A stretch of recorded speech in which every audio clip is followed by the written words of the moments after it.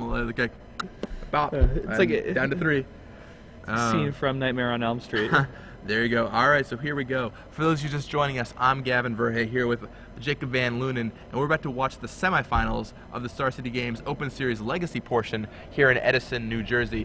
The matchup is a black, white, green mirror match. Some very slight differences. On your right is Kenny Mayer.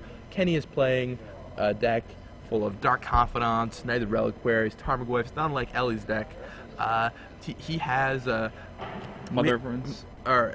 Ellie has Mother of Runes, Yeah, that's what I'm saying. unlike Kenny, which we think is going to be the big deal. But they both Kenny has Go for the Throat. But Kenny has Go for the Throat in his sideboard. Kenny has access to maybe a couple different cards, and he's also played Dorn a lot. He's got a lot of experience with this archetype. But of course, Ellie is no slump either, no slouch. He made top 8 last week with a green-white version of this deck, and was like, I think black is going to be good here. So he switched it up, added in some hymns, some Thoughtseizes, and now his deck very much matches the green-white-black deck that Kenny Mayer is playing with. So you're going to see a very similar mirror here. Yeah, this is an interesting thing. Like yesterday, we had 2 players in this morning we had 2 players in the top 8 who were also in the top 8 the week before in the standard event, and here we have 1 player who's in the top 8 from last week's Legacy event. But the difference is both players from the standard event kept their same deck. They both decided, well, I played Blue-White Caw-Blade last time, I'm just going to play Blue-White Caw-Blade again. Sure. I'm so good at it. But Ellie, you know, he's always thinking about Legacy, and he saw the last week's top 8 and saw all those combo decks and was like, you know, if I play a white-green deck again, I'm just going to get stomped. I'm going to put some Thoughtseizes and some hymns in here, and I'm going to have some game against everybody. Yeah. So we'll see what Ely does here, but it's let's see. I wonder if he figured out whether it is important, or maybe he knows better than we do. Kenny wins a dice roll and is off to a pretty blistering start here. Turn 1, Tarmogoyf. That's a way to start. It's no turn 1 Dark Confidant, but it's still a pretty Certainly big threat. Dark Confidant. Turn 1 Confidant is such a beating, man.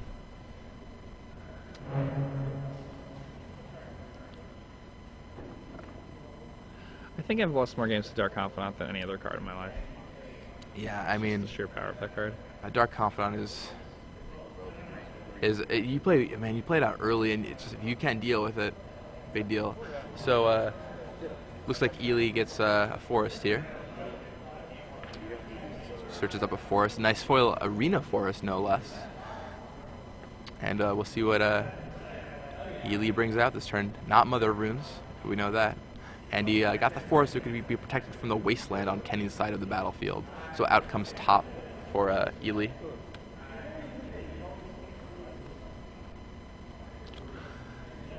And Kenny looks over his board, and yep, here comes Tarmogoyf serving in just for 1, it looks like.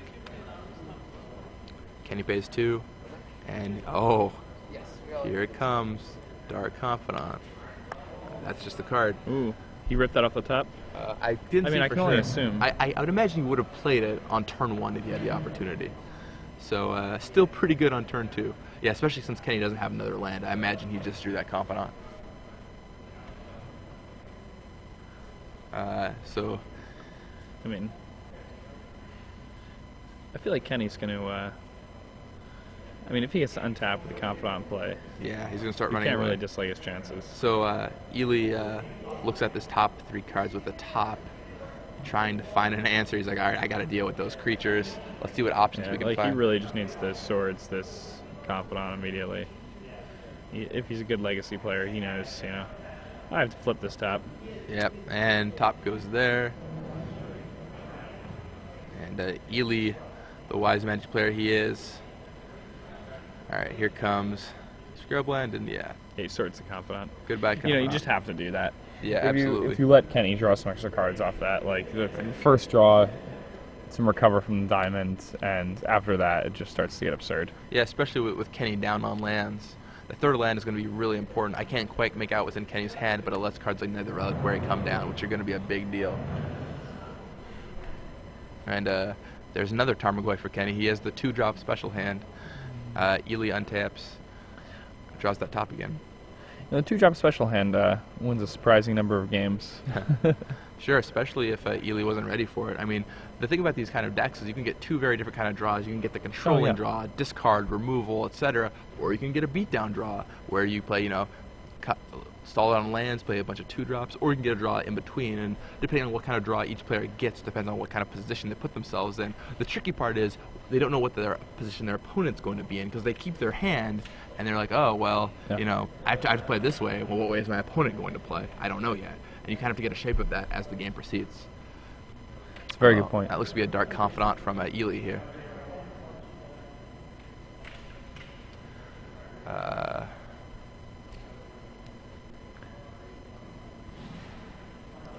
He's got a confident of his own now. Yep. So that's it. And now Kenny's the one who's like, I have to kill that Confidant. Yeah. I must kill a Confidant. Oh, man.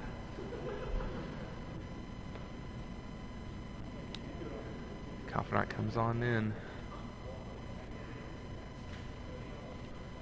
And, alright, Ely searches up another land. And I didn't quite catch a glimmer of what's in his hand, but I guess we'll see another play here. What do you think is coming down? Is it Mother? It's probably a Mother, or he might just be able to pass with the sword. Oh, no, here we go. Yes, the Mox. Discarding a Bajuka Bog, the card which Kenny did not have, as somehow won his last round match against Dredge. He said he felt pretty fortunate to do so. Alright, so Kozali Pride Mage. Now that's a card Kenny does not have that Ely does.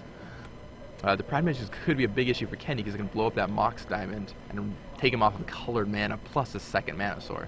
And that's pretty huge. Yeah, that is absolutely gigantic. It's actually interesting that he decided to discard that Bajuka Bog. He could have played that and shrunk a Tarmogoyf at some point. That was valuable, but I guess, you know, putting a card like Pride Mage on the table is certainly better. Yeah, I mean, getting that Pride Mage out there seems so strong, and you obviously want to play the Confidant too, so for the ability to do both. I mean, it's possibly could have held a Pride Mage and just to surprise Kenny with killing the Diamond next turn so he doesn't open himself up to removal, but Kenny has to remove the Confidant over the Pride Mage really here. He can't afford to let that get active. I've played enough mirror matches of archetypes like these to know if you get your card advantage engine active, that's all that matters. Oh yeah, you just win. Then you can just play the dominant control game, and okay, well, there's Dark Confidant from Kenny there. Nope. Flips his Swords of Plowshares, and that Confidant is not long for this world. No, he is not. And you'll notice that, like, the second a Confidant hits the board, if a player has a removal spell in their hand, the Confidant instantly hits the bin, or, like, the Exile Zone. There's just no excuse for letting that guy stay on the table. There's a Maze of Ith in Ellie's hand right now. I was once playing a mono red deck, and I had a burn heavy draw, and my opponent had a Dark Confidant on the other side of the table, and it was recent. Dark Confidant had not been out for a very long time. He was a somewhat newer card at the time. And I thought to myself, well, I mean, I'm playing a burn deck. Like, this has to be the greatest thing ever for me. Sure.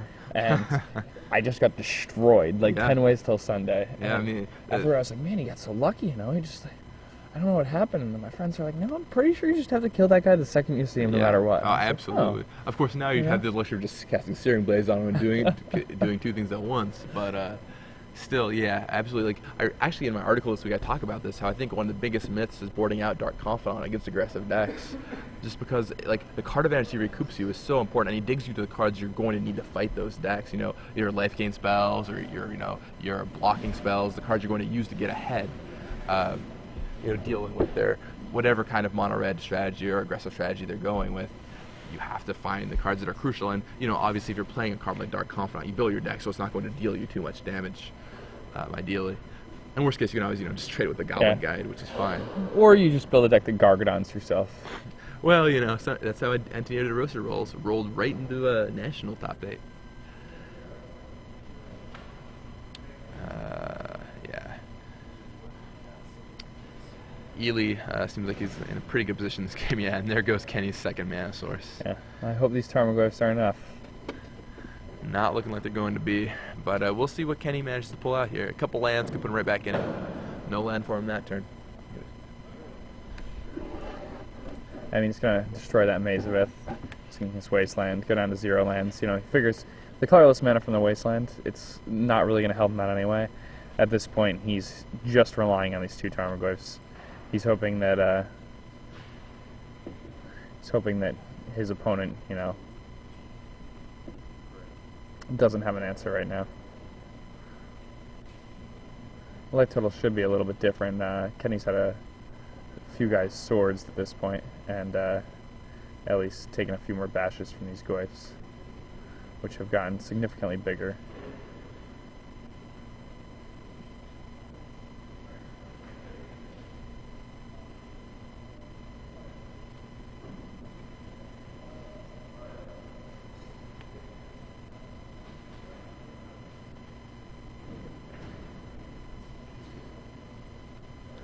Now, Kenny's got Ellie on the ropes here. Has him at just 2. And this beatdown draw is actually working out pretty well. Ellie's definitely going to have to chump here, otherwise, you know, he's taking lethal. So,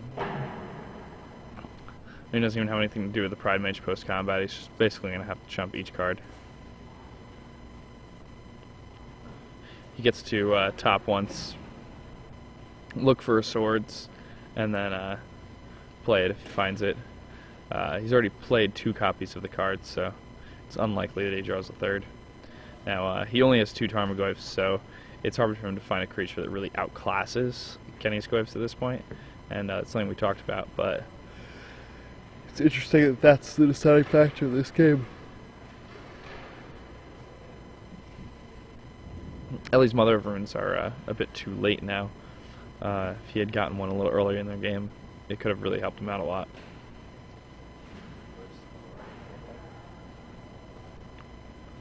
Now, we're going to have to see. I think he's basically just got to chump both. He's at 1. He has to leave a land on top with his top. He just killed himself.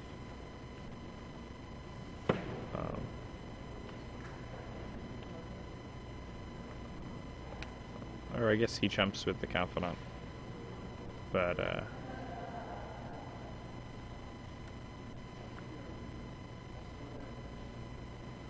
I mean, you just gotta activate that top and look for ways to deal with this Goyf.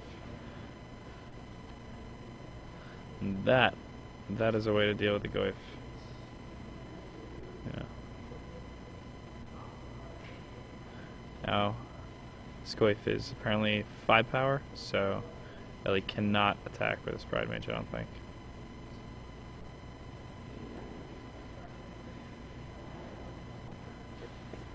Huh. Now, if Ellie's actually a 1 here, I'm not sure if we have the life totals wrong right now, then it would seem to me that Kenny's 5 power Goyf is just going to it's 4 power Goyf. Okay. Now this Jit is just going to go all the way, I assume.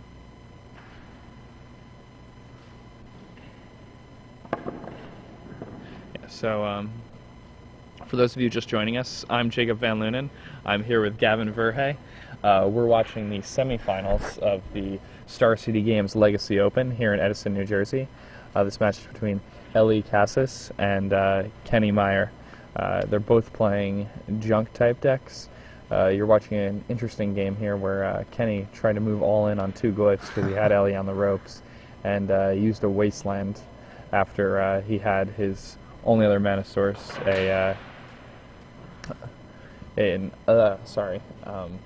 Mox Diamond, was shot down by a Pride Mage. Now, Ellie has a Tarmogoyf of his own here, and it's an interesting thing to swing with a Goyf. Goyfs are things that don't really swing when other people have Goyfs. Except there's that GT on the side, which is making the blocking not so good. The Jit makes it so you can obviously swing with it. Yeah. Just 1 counter, and Kenny no longer has a board at all. Yeah, it's funny. I took a temporary break, walked away to the bathroom, and I come back and this is the board state I come back. Yeah, you come back to a board state where it's Kenny with no permanents in play except the Tarmogoyf. But it's supposed to have 1 life. Yeah. But still not quite enough. 1 life is just as much as Ely needed. So that was enough to do it. On my way back, I walked by Alex's match playing against the red blue green threshold player. He wrote on his sheet, and we were told that he was playing Canadian threshold. But from much of the tweets we've been getting, it seems like it's called next level threshold. So maybe he doesn't know what his deck is called. Who knows? But it seemed like he had a board of a couple creatures, but Alex Hatfield was beginning to take control, and he just cast a Meditate, was able to untap, and it looked like he was going to be going off with the Time Spiral in pretty short order. So maybe we'll end up seeing that deck in the finals. I don't know. I'd love to see the Time Spiral deck in the finals. And it looks to me like people aren't really playing the right cards to deal with that type of combo. Yeah, I mean, people who are prepared for combo are prepared for Storm, but although Time Spiral's a little slower, I mean, you can still go off early. You can go, like turn 3, turn 4, high tide into Time Spiral and start going off. The resilience is just so crucial. Like, Storm decks, like, maybe they're like trying to go off on turn 2 or 3, but when you can have repeals, have a Cunning Wish sideboard, like make sure you can answer whatever threat or whatever like problems they pose at you, then just take as much time as you need, go off, and even be disrupted by Thoughtseize and Duress, and even him to Turok multiple times and just be like, okay, whatever, meditate, draw 4 new cards, find the ones that I'm needing. Works out well. Plus Time Spiral shuffles things back in. Yeah. So I mean, one of the really interesting things about the Time Spiral deck is it's this deck where, somebody could use multiple hymns, somebody could use Thoughtseizes, and all the Time Spiral player has to do is draw a Time Spiral, and it's all over. Yeah. They're back up to 7 cards. And the Time Spiral deck is a particularly strong combo deck against decks that are trying to beat you with discard, and decks that are trying to beat you with counter magic. Decks that are just trying to beat you, like that are trying to race you, are often your worst matchups. A deck like Storm would be very strong. A deck like, something like Mono Red would be very strong, because on the key turn before you pass, you leave open all your mountains, and they would draw you into enough burn spells to kill your opponent. So we just had, so we're giving away 6 months of premium here during this match. 6 months of StarCityGames.com premium. Pretty awesome prize if you ask me. All kinds of great content on there. And so the way you're going to win this premium prize, you should get on Twitter right now, type in the hashtag SCG Premium, exactly like it sounds. We're going to type the question into Twitter here in a second, so you'll be able to see it for yourself. And if you will choose one randomly out of everyone who gets the answer to the question correct, and that person will win 6 months of premium. Here's the question. We had Kenny Mayer in the booth not that long ago, and he said he won a match that was basically unwinnable under any circumstances for him, and somehow he won it. What matchup did he play against? Which deck did he play against? Tweet at us now with a hashtag SCG Premium, and you have the chance to win 6 months of premium. It's pretty exciting prize, I think, for anyone who's looking to up their game and potentially read tournament reports by some of the great players in this event right now. Kenny lost the first game here, but see how he does in game 2. We don't have the deck list once again. We don't know what they're sideboarding from Ely's side, but from Kenny's side, we did see a sideboard earlier when he was playing against Goblins, and I know he has 4 Go for the Throats that are going to be pretty awesome here. Engineer Explosives is also probably going to be reasonable. So his Engineer Explosives, Go for the Throats. I think those are probably the best 2 cards that he's going to be bringing in this matchup, from what I can recall. Do you remember what his 4th sideboard card was? He had, so his sideboard was 4. It was a lot of 4-ofs. Yeah, it was 4 Go for the Throats. Engineered Explosives. 3 Engineered Explosives, 4 Plagues, but I don't remember what the last 4 card was. I'm not sure. I think you and Glenn actually covered the match. Yeah. It was me and me. Or you and Jared. And Jared and Ben Hayes all looked at the match. I was wondering if you would think of maybe what the other card would be in that situation, but I do not recall. But I don't think it was a card for this matchup. I think we're just going to be seeing Go for the Throats and Engineering Explosives potentially here. And the tweets for the question are rolling on in. Yeah. It's interesting that Kenny packed it in. Even though he had no permanents, sometimes it's just your opponent's at 1. Maybe they make a mistake and play a fetch land and pop it. Like, oh, sweet. I've been waiting for one of these. Yeah. I've seen it happen. It wouldn't be the first time. The trickiest thing is is on Magic Online, right? Because you have all your lands and Sometimes just click on one by accident. and well, the absolute worst. So Time Spiral, you'd be at 1 life and have Horizon Canopy in play, but your opponent who's playing 5-color teachings would have Urborg. So you click on your Horizon Canopy and you go through this like, would you like to add green? No. Would you like to add white? Like you go through the pop-up window and it's like, well, I want to add black, but if you click slightly wrong, you just die. Yeah, You're you at just 1 die. life. And there's no alt-viewing of Even that. like No the, takebacks. The old pain lands we Sure. used to play, they're the same way. Like they'll just like click on the wrong part of the thing, and then it'll just be like, oh, your opponent wins the match. It'll be like, well, what? Oh.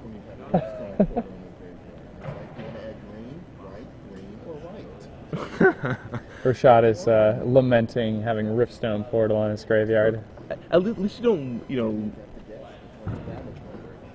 Oh, that is really bad. So yeah, so he brings up the point. So you have, if you have Horizon Canopy and Riftstone Portal in your graveyard, it comes up, would you do green or white or green or white? Like, where do you click? You actually just don't know where you want to click. I think there's probably, because Rashad says there used to be a bug on Magic Online that did that.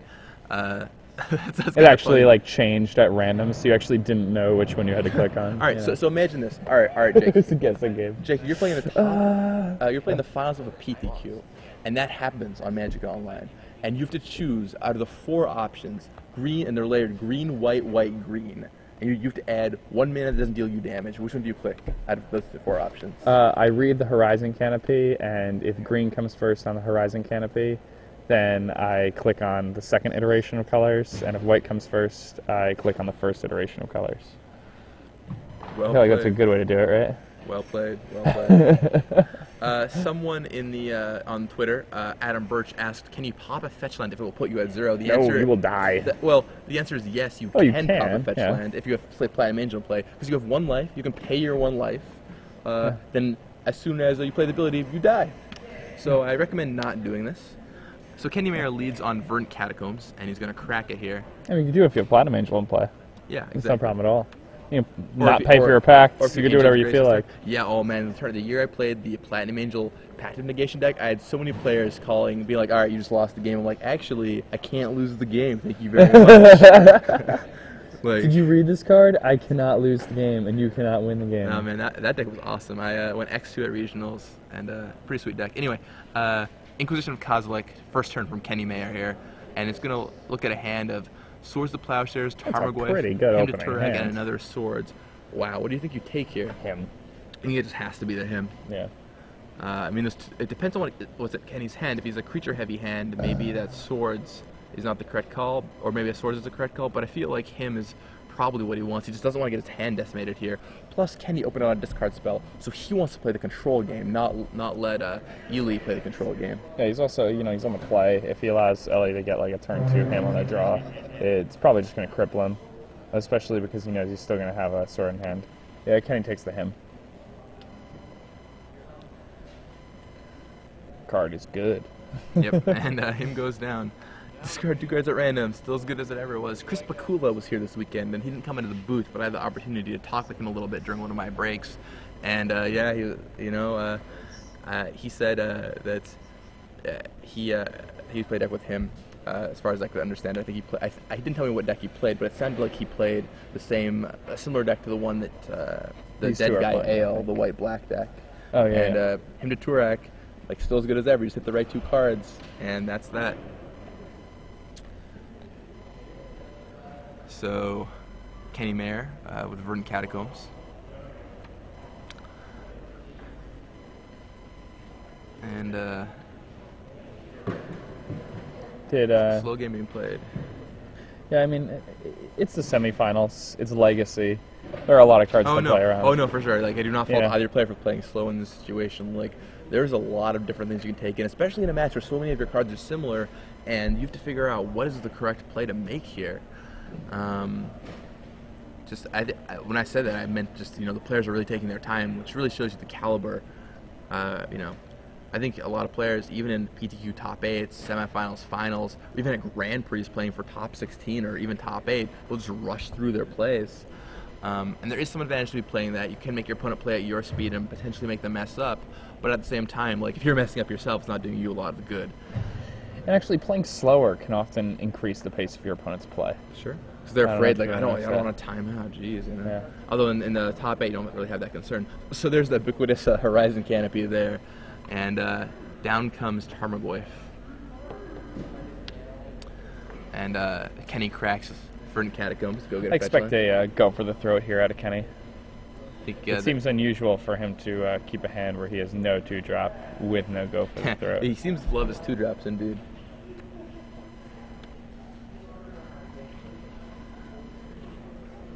So he gets a Bayou there. Verdant Catacombs fittingly getting the green and black land.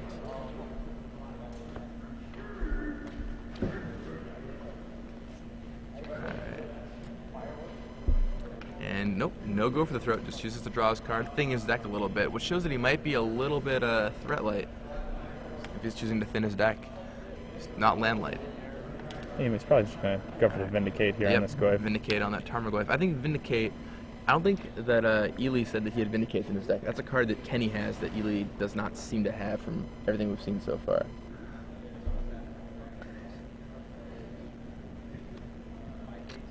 I remember Vindicate was one of the first cards that I really spent a lot of money on. Oh man, I had a love affair with Vindicate back in the day. I just could not stop opening them in Apocalypse sealed decks. A big problem to have, I know, but yeah. And then I opened like 8 or 9 of them in sealed decks at one point. I just traded so many of them away, but I still have my play set. Awesome card to have. So much utility. Like you can mana screw your opponent, you can kill enchantments. Even now, It's basically Stone Rain when I play it. that's how I look at it. killing you know? bounce. And there's a Kitchen Finks from Ely, which is a card Kenny definitely does not have. Nice little life boost. And the thing about Vindicate that's nice is it's aged well, unlike other cards that specify permanent types. It just hits any permanent, so Planeswalkers are still vulnerable to the wrath of Vindicate. Do not mourn for me, it is my destiny, says the flavor text. That is the flavor text. Gerard Capation. That is correct. Vindication, baby, for Mike Mattisat fans. Alright, and down comes Wasteland, and Wasteland's that Savannah. Like that play. And here comes Tarmogoyf of his own. He found a 2-drop. So Kenny with his trusty 2-drop. And looks like we have... Now Ellie's got Ellie's got some swords, and Kenny knows he has some swords, so... Yeah, let's see, there's... I'm trying to figure out how big that Tarmogoyf is. I can see Kenny's graveyard. I can't see Ely's graveyard quite as well, but there's... Oh, huh. I think I understand now. I think Kenny probably did keep a hand with the 2-drop. He probably had a Goyf, but after the turn 1 discard spell, when he saw that his opponent had a pair of swords, he probably neglected not to play the 2-drop on turn 2. That way he could Vindicate Ellie's 2-drop on his turn 3, and then when he played the Tarmogoyf in the future, his opponent would have to spend the removal spell, the swords, and he would gain a lot more life, which would help him out inevitably in the race. Well, also... he made sure that Ely actually had to spend a mana here because he had tapped for his Kitchen Finks, and then he didn't have any white mana untapped. So when Kenny plays this Tarmogoyf and says go, it forces Ely to use a mana on his turn instead of just getting it for essentially free in Kenny's end step. Yeah, Kenny did a really good job really making this Tarmogoyf as troublesome as it possibly could be for his opponent. We'll see what happens here. So Ely's searching his deck, trying to figure out what is the right land to get here. He shuffles a GT to the top. Can't get that one, sorry. Sorry, sir. Searching through his options. He's like, did I miss it? Like, where'd it go?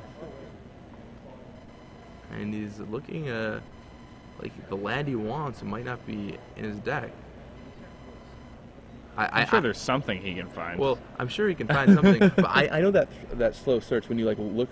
Okay, I think he found it. When you like look through your deck, and you're like, wait, I know it's in here. I know it's in here. I didn't sideboard it out. Where'd it go? And Ely looks at his hand again.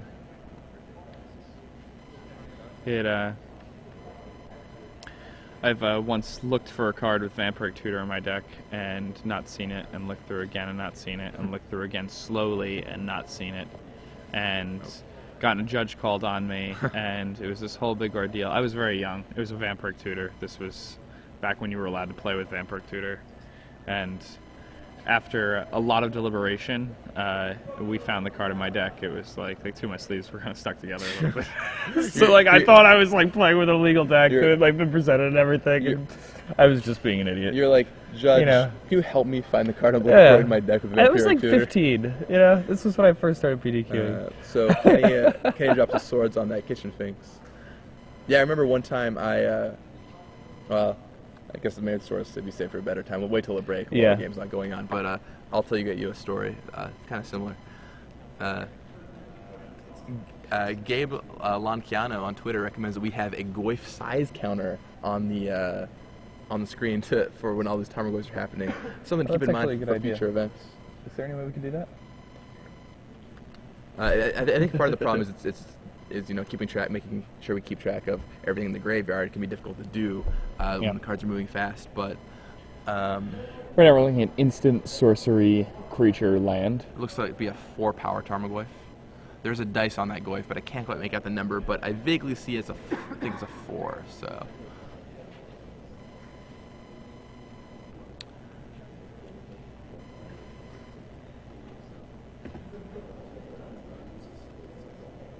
It is a 4/5. 4/5. Okay. All right. So, options being considered here, trying to figure out the right line of play. Yeah, I mean, it's pretty interesting here. I feel like just being on the play is a pretty big advantage also. Okay, Kenny makes the decision. Vindicate time. He knows he's casting it, just a matter of on what. Does he hit the Pride Mage, or is he going to kill off one of Ely's lands? Once again, the Stone Rain effect. Vindicate. Stone Rain's good. Sometimes all you want is a Stone Rain. Man, try building Magnivore in Legacy. Ooh. Ooh. Yeah, that makes some people's lives really miserable. I hope they never play Karmic Justice against us. I really like that deck. Magnivore? I enjoyed it. How do we beat a Karmic Justice? Ooh, that's going to be tough. Yeah, that is going to be tough. A card we saw earlier in this tournament. So Kenny does end up vindicating Ely's Horizon Canopy. And Ely's trying to figure out what the play is now. Taking his time to figure out the correct line of play. These players playing very deliberately. They know that every point of damage matters, every play matters, and one wrong decision could cost them the match of something this tight. Alright, so Jite comes down for Ely. That's definitely a problem for Kenny, especially since he just spent that Vindicate killing a land. Yeah, the Kamigawa equipment is certainly one of the most powerful things that Ely's deck can do in this matchup. Yeah, that Jite just dominates creature-based matchups. It is unbelievable. Second Kenny lets Ely get some counters on that. It's basically lights. Oh man, there's the swords on the Goyf. I feel like Jite is, in a lot of ways, like the original Planeswalker. It starts getting the counters, like if you're on tap with it, it's just over. It kind of is like the original Planeswalker. So it's like the charge me up and build the Planeswalker, you know? So Kenny plays another Tarmogoyf here. Now, the only way this might not be disastrous for Kenny is if Ely doesn't have another creature. He can go equip the Jite, and even if he attacks, he kills off the Pride Mage, and then if there's no creature to back it up, then 2 counters sit on the Jite. But other than that, well, no, because the Pride Mage will get exalted. So the Tarmogoyf's a 4/5, and it'll take 3, and then the Jit will get 2 counters, and the Jit can eat the Tarmogoyf. Yeah, that's true. All right, well, okay. So Kenny swords that, although he does not wait for the Jite to be equipped. Dark Confidant. Kenny's answer's coming 1 turn or a couple seconds too late here. He needs to go for the throat or a sword here. Yeah. I'm surprised he didn't wait until that Jite got equipped. But there's clearly a good reason. Must have been something smaller that I missed. Looks like, alright, so Kenny taps 2. He's got something going on. Does he have go? Oh, he's got an own Dark Confidant on his own. But it's not quite as good when your opponent has Umezawa's Jite. Not at all. Granted, it would make Ely lose his Confidant if he were to attack into Tarmogoyf, but... Well, he's going to draw a card off it first, so... Yeah, who knows, if he finds his own removal spell, it could be a big issue. Now, Ely's going to get to draw an extra card. last game he revealed the swords to Kenny, and things were kind of looking rough. Maze of Ith. Ooh, that's a good one. It doesn't tap for mana, but it's still a pretty strong spell to have. Pretty strong spell. Like, it's pretty not a spell, much but what we it's you understand what land, I mean. It's like a split card land spell, right? Oh, and a swords on the Confidant. Oh. Now that means... That was a very kind upkeep and draw step. Indeed, and now that Confidant of Ely's can just sit back and be like, all right, I'm going to draw 1 trillion cards. Yeah, bring it. And Kenny has to find a removal spell, and fast. Kenny He doesn't draw a removal spell in the next 2 there's turns. a Vindicate, but he doesn't. I don't think he has land for it. Oh, he doesn't have the white for it? Yeah, he got wastelanded. Or maybe he does. Oh, no whites. Just Bayou.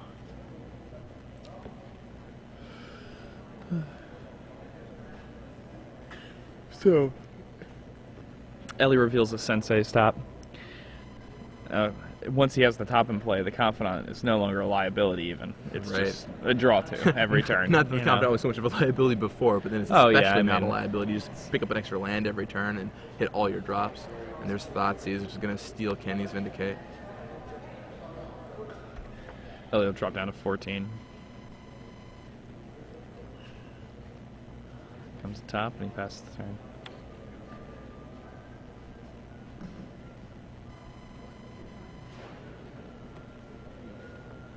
Oh, man. This knight goes to 11. Looking rough for Mr. Mayor here. It's 11.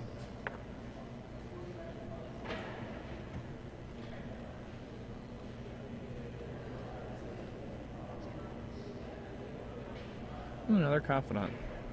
This could give Kenny a little bit of an opening, I suppose. The JIT just makes it impossible. I'm sorry. Well, I mean, I don't... Oh, that Confidant could get him back in. Okay, well, I mean, there are 2 Confidants on the opponent's side, but the Confidant could definitely find what he's looking for. Could we see an attack with the GTA to kill off that Dark Confidant, potentially? That's definitely a possibility.